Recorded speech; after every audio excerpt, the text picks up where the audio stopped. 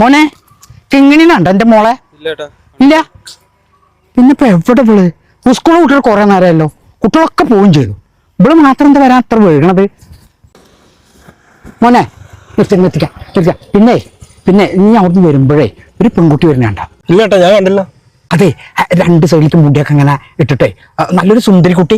എന്റെ മോളാണ് കിങ്ങിണി. അല്ലേട്ടാ, അപ്പൊ കുട്ടി എവിടെ പോയതായിരുന്നു? രാവിലെ സ്കൂളിൽ പോയതാണ്, ഇതുവരെയായിട്ട് വന്നിട്ടില്ല. ഒന്ന് തരാൻ കൂടോ കുട്ടി? ഒന്ന് വരി.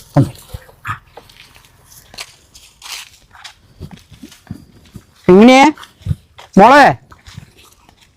അല്ല, അപ്പൊ മോൾക്ക് കൂടെ പോരാൻ കൂട്ടുകാരികളൊന്നുമില്ല? ഇല്ലേ, ഈ വഴിക്ക് ആരുമില്ലേ, അവൾക്ക് കൂട്ടായിട്ട് ആരുമില്ല. ഇനിയിപ്പോ എന്താ ചെയ്യാ മോളെ? ഇങ്ങനെയാ അന്ന് ചെയ്യപ്പെട്ട കുട്ടികളൊക്കെ എങ്ങനെയാ?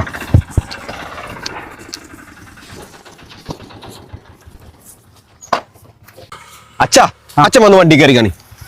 അല്ല, അപ്പൊ എന്റെ മോളോ? അവളൊക്കെ വീട്ടിലെത്തി എത്ര നേരായി? ആണോ? അതെ, മോൻ പോയിക്കോളി കേട്ടോ. വളരെ നന്ദിയുണ്ട് കേട്ടോ. മോളെത്തിണ്ട് വീട്ടിലേ. എത്ര നേരായി തെരഞ്ഞെടുക്കണേ?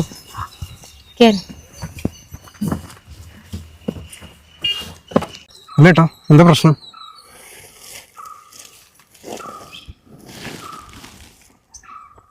അച്ഛന് ചെറുതായിട്ട് സുഖമില്ലായ്മ ഉണ്ട്. എന്താ പറ്റി?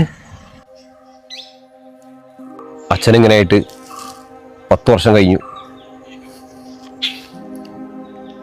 എനിക്കൊരു അനിയത്തിക്കുട്ടി ഉണ്ടായിരുന്നു. അവളായിരുന്നു ഞങ്ങൾക്ക് എല്ലാം.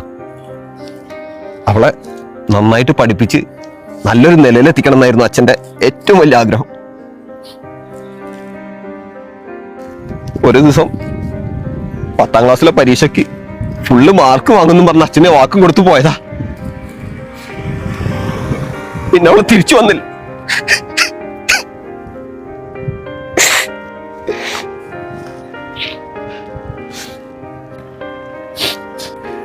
ഒരുത്തൻ ഇഷ്ടാണെന്ന് പറഞ്ഞ് പിന്നാലെ നടന്ന്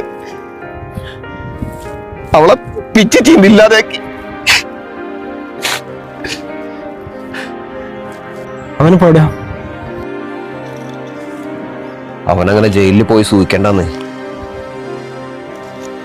ഞങ്ങൾ തീരുമാനിച്ചു. അവനെ തീറ്റിപ്പോറ്റാൻ നിയമത്തിന് വിട്ടുകൊടുക്കാതെ ഏട്ടനവനെ തീർത്തു. മാറണം, നമ്മുടെ നിയമങ്ങൾ മാറുക തന്നെ വേണം. ഇതുപോലുള്ള ക്രൂരകൃത്യങ്ങൾക്ക് മനസ്സൊരുങ്ങുമ്പോൾ പിന്നിൽ ഭയന്നു വിറയ്ക്കുന്നൊരു നിയമം വരിക തന്നെ വേണം.